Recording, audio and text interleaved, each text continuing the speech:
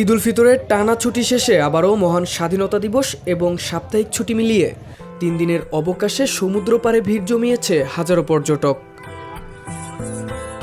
কেউ ঘোড়ায় চড়ে সমুদ্রে ঘুরছে, কেউ নিচ্ছে জেট স্কি কিংবা বিচ বাইকের রোমাঞ্চকর অভিজ্ঞতা। আবার অনেকে ছাতার চেয়ারে বসে উপভোগ করছেন সমুদ্রের সৌন্দর্য। পর্যটকরা জানিয়েছেন তাদের আনন্দের কথা।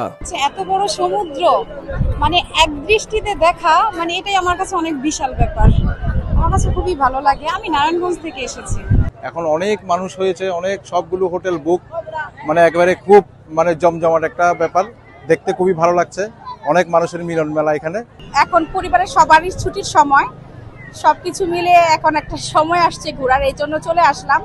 আগেও অনেকবার ঘুরতে আসছি, ভালো লাগে, সাগর দেখতে খুব পছন্দ করি, এই জন্য চলে আসি, ছুটি পেলে মাঝে মধ্যে আসি। এর মোটামুটি আলহামদুলিল্লাহ ভালো লাগছে, কারণ অনেকদিন ইচ্ছা ছিল আসার কিন্তু আসা হয় নাই। আমি আসছি চাঁদপুর ফরিদগঞ্জ থেকে। তো আসলে অনেক জায়গায় গিয়েছি, ফিশ ওয়ার্ল্ডেও গিয়েছি, তারপর আপনার যে খুরুশকুল আশ্রয় প্রকল্প যেটা নতুন ব্রিজ করেছে সেখানেও গেলাম। ওখানকার পরিবেশও ভীষণ ভালো লেগেছে। এরপর আমরা এখানে বিচে আসলাম, এখানে আসলে অনেক মানুষ, তো ভালোই লাগছে, সবকিছু মিলিয়ে অসাধারণ। আর এটা যেহেতু আমার হোম টাউন, আমার সবসময় ভালো লাগে। পর্যটকের অতিরিক্ত চাপে কক্সবাজারের 5 শতাধিক হোটেল, মোটেল ও গেস্ট হাউজের সব কয়টি কক্ষই এখন পূর্ণ।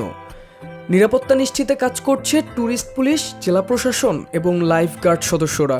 আমরা 3টি পয়েন্টে আমাদের ওয়াচ টাওয়ার থেকে শুরু করে আমাদের প্রশিক্ষণপ্রাপ্ত লাইফ গার্ডরা আলাদাভাবে বিভিন্ন পয়েন্টে দায়িত্ব পালন করছে। আমাদের হ্যান্ড মেকিংয়ের মাধ্যমে পানিতে নামার আগেই পর্যটকদেরকে সতর্ক করার চেষ্টা করছি, যাতে তারা পানিতে নামার আগেই কিছু সেফটি মেসেজ পায়।